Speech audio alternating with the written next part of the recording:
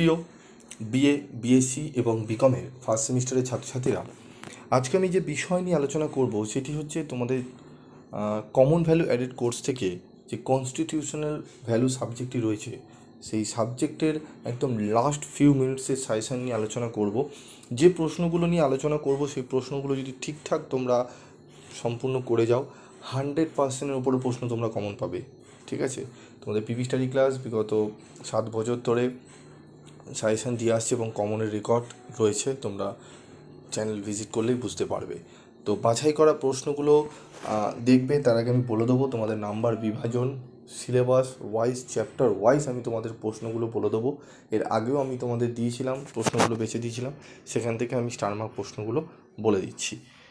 তোমাদের প্রথমেই বলি, তোমাদের 25 নম্বরের মডেল 1 থেকে 2টি প্রশ্ন দেওয়া হবে, একটি করতে হবে। মডেল 2 থেকে 2টি প্রশ্ন দেওয়া হবে, একটি করতে হবে। 25 নম্বরের প্রশ্ন একেবারে আসবে না, তোমাদের আসবে হচ্ছে 10 + 10 + 5 করে আসবে, অথবা 15 + 10 করে আসতে পারে। ঠিক আছে, অথবা 5 করেও তোমরা কিন্তু 25 নম্বর পেতে পারো।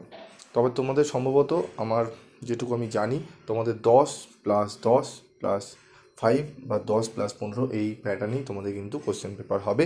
এবং যেহেতু 3টে শিফটে পরীক্ষা হবে, তাই প্রশ্নগুলো কিন্তু একটু দু একটি প্রশ্ন তোমাদের এক্সট্রা পড়তে হবে। কারণ মর্নিংয়ে ধরো তুমি কোনো দুটো প্রশ্ন বেছে গেছো, ভাবছো এটিই আসবে, এটি পড়ে গেলে সেটি হয়তো তোমাদের মর্নিংয়ে ধরো পরীক্ষা, তোমাদের মর্নিংয়ে দিল না, সেটি ডে শিফটে দিয়ে দিল। তো সেক্ষেত্রে একটু তোমাদের পড়তে হবে বেশি, যেহেতু 3টে সেটে পরীক্ষা হবে, সেট 1, সেট 2, সেট 3 বা সেট এ, বি, সি। ঠিক আছে, আমি মক টেস্ট পেপার তোমাদের সেট ওয়াইজ দিয়ে দিয়েছি। কনস্টিটিউশনাল ভ্যালু, ইএনভিএস এবং এইসি কম্পালসারি ইংলিশের 3টে মডেল প্র্যাকটিস সেটেরই লিঙ্ক তোমরা এই ভিডিও ডেসক্রিপশন বক্সে পেয়ে যাবে।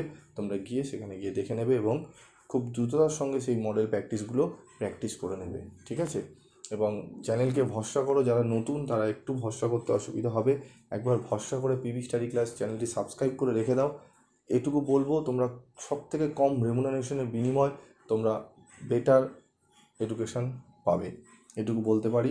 অনেক ক্ষেত্রে যদি কোনো অসুবিধা থাকে তোমরা যোগাযোগ করবে, তোমাদের ফ্রি অফ কস্টেও তোমাদের কিন্তু অনেকটাই সাহায্য করে দেওয়া হবে। তো দেখো, প্রথম আমাদের মডেল 1 থেকে যে চ্যাপ্টারগুলো থাকবে, যেখানে ভারতের সংবিধান এবং সংবিধানবাদ, সংবিধান মূল্য বোধ, ন্যায়, স্বাধীনতা, সাম্য, ভ্রাতৃত্ব।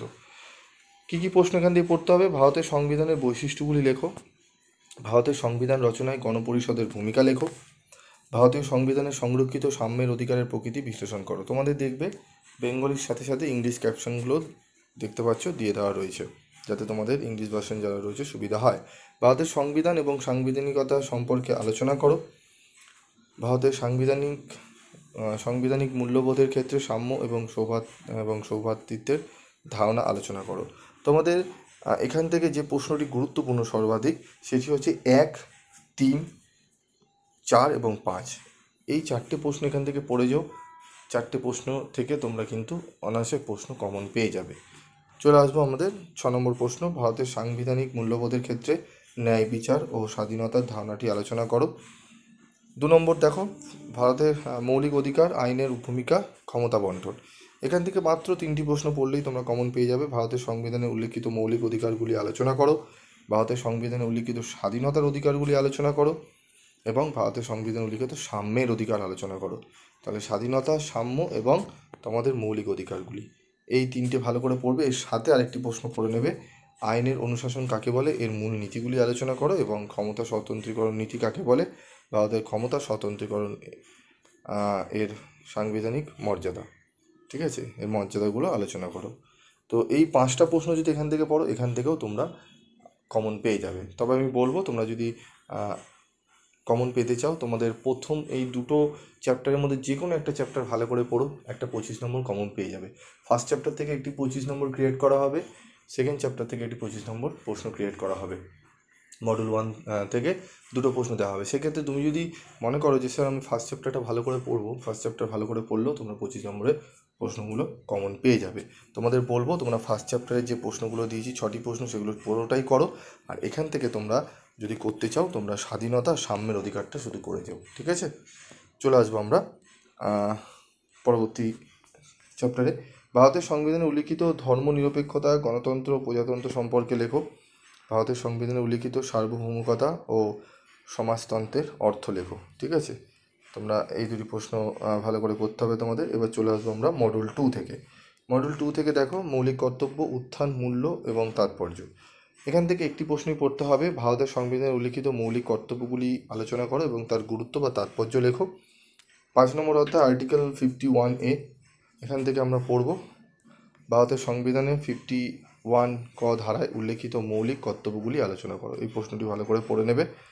6 নম্বর অধ্যায় থেকে দেখো মৌলিক কর্তব্যের আইনি মর্যাদা ও সীমাবদ্ধতাগুলি লেখো। এখান থেকে একটি প্রশ্নই পড়বে। তাহলে একদম বাছাই করা প্রশ্নগুলো বলে দিলাম, এই প্রশ্নগুলো ভালো করে রেডি করে যাও। একদম 100% প্রশ্ন তোমরা কমন পাবে।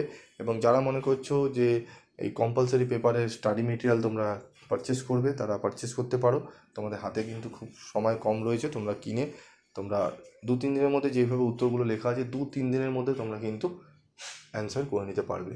তাই বলবো তোমরা ভালো করে এই প্রশ্নগুলো একটু প্রিপারেশান নিয়ে যাও, তোমাদের পরীক্ষায় 5 নম্বর অনায়াসে তুলে নিতে পারবে। আজকের মতো এটুকুই, দেখা হবে পরবর্তী ভিডিও ক্লাসে। সকালে ভালো থেকো, সুস্থ থেকো।